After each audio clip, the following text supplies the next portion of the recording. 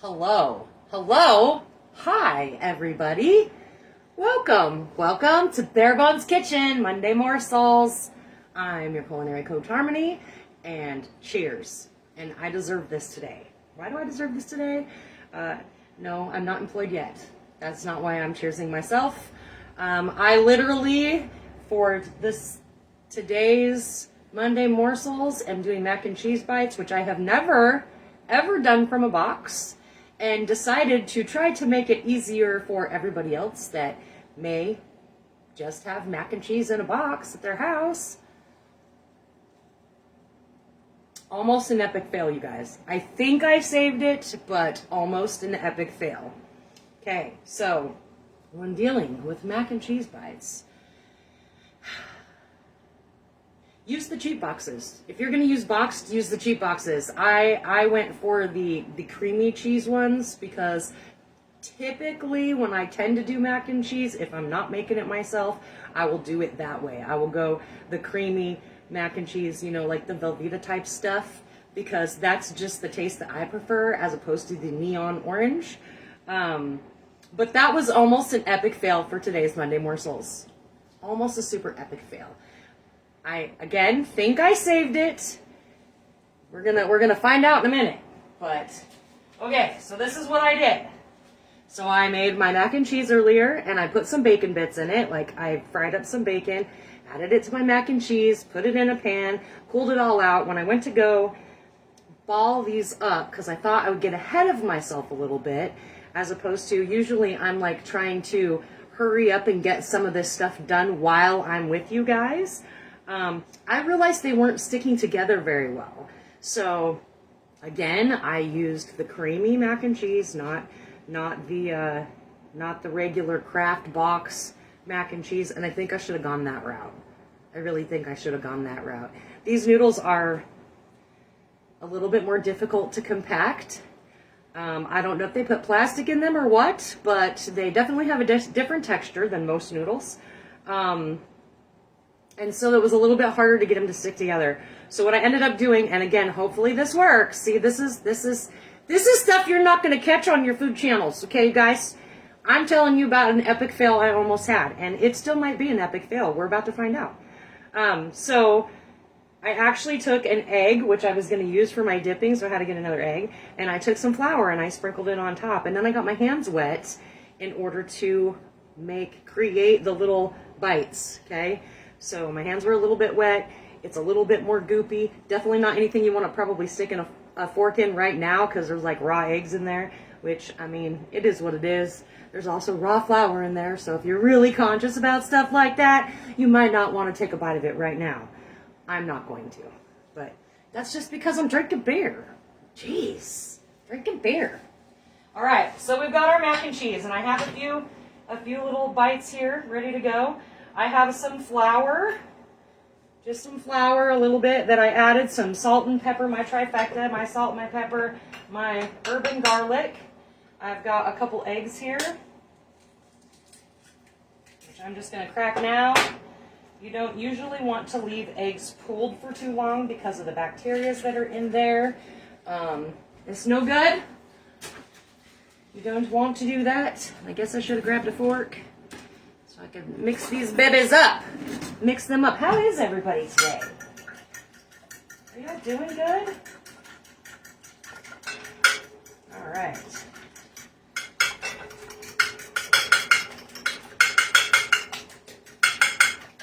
And this is a 3-step breading process, for those of you that don't know.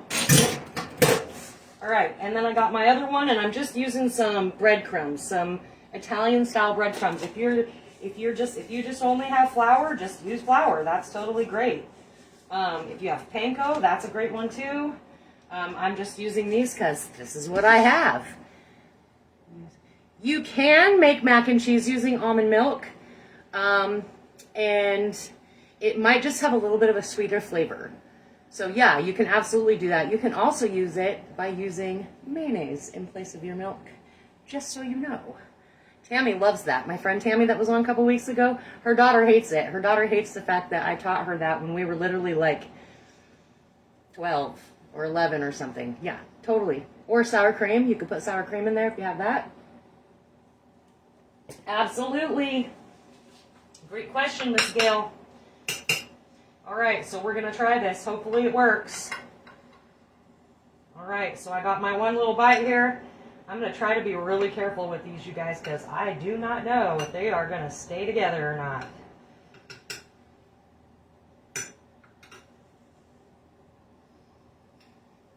So I'm just going in with the flour first.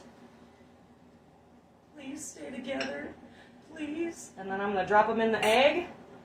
Rolling around in the egg a little bit. Get it all covered up. Oh, we're starting to fall apart a little bit. It's okay, I'm saving it, damn it. Saving it. And then we're going to go into the breadcrumbs.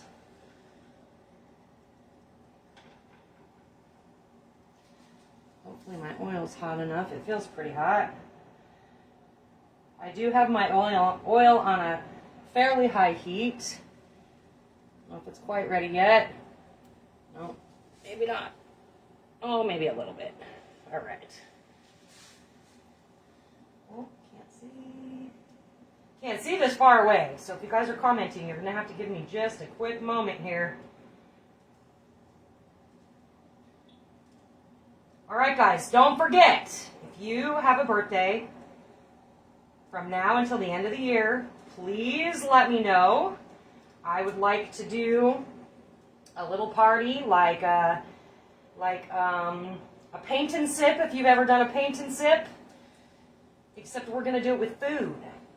It will cost you legitimately the cost of the food, and that is it. My time will be free, and I'm going to give away 3 of those. So if you have a birthday between now and the end of the year, please let me know. These are a little bit falling apart, but not terrible.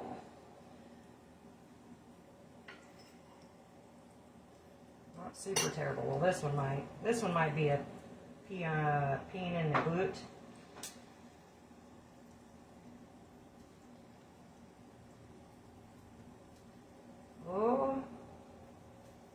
Oh shit. Houston, I have a problem. I don't think anybody's going to save me but me, right? Yeah, definitely. Nope, that one is not going to stay as a ball. Moving on. Probably doesn't help that it's a little bit warm in my kitchen right now.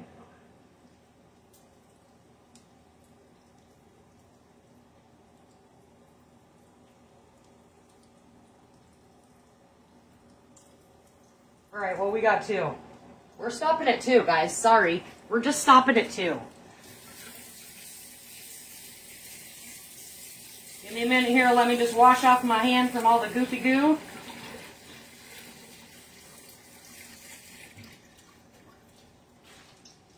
All right. Well, these ones look nice anyways. I think I need another drink after that. For sure. Is that Miss Dot up there I see? Hello, Miss Dot. Dot was one of my is one of my very few favorite people in the whole wide world. No, don't get all bent out of shape, Miss Gail. You're still one of my favorite people, too. Miss Dot used to work with me as well, Miss Gail. She's a hoot. She's a hoot. You'd love her. We had lots of good times. We did. All right, well, these are looking beautiful. We're just getting them till they're golden brown. If you feel that it's necessary to make sure the temperature is good on them, you're going to go for anything over 135 degrees because that's going to be your reheat temperature. But really, it's already all pre-cooked, so it's not going to hurt anybody if it's a little bit under or whatever. Because we're just getting them golden brown. See? Ooh, look at that. You could totally pair these with, we used to serve mac and cheese balls when I worked at the Skill Center, and kids would eat the absolute crap out of these things, okay, you guys? And they always got ranch with them. So, I don't know. I'm more of a spicy person. You could absolutely add anything in here you wanted. If you wanted to make them more like a jalapeno popper mac and cheese ball, dice up some jalapenos in there. If you're more of a greens person, Add some broccoli into it. You know, there's lots of things that you could do with it. Just think about what you would add to your own mac and cheese at home and put it in this, and then ball it all up and deep fry it. Poof, there you go. Easy peasy lemon squeezy. Is there enough if I ran over? Absolutely, Miss Gail. You come on over, girlfriend. All right, guys. I will see you all on Wednesday. Make sure you're adding your birthdays if you have one from now until the end of the year. Miss Dawn, I might make an exception for you, ma'am. I would love to come cook for you. I'm sure Pa'd be happy about that too. Maybe, maybe not. All right, so make sure that you're adding in your birthdays if it's from now to the end of the year. Again, we're doing a BBK party, so it's all about your birthday. I know that this part of the year tends to get super stressful for people. You've got lots of stuff going on. We're nearing Halloween. We've got Thanksgiving, we've got Christmas, and all the other holidays in between. So I know that if you have a birthday right now, it's super stressful. So please, let me help you. I'll even do the shopping. You just have to let me know when your birthday is so I can pick 3 people and come cook for you. The only cost is going to be for you is to actually pay for the food. So, all right, guys, I'll see you all on Wednesday. Have a lovely evening. Miss Gail, I'll see you soon. Love you guys.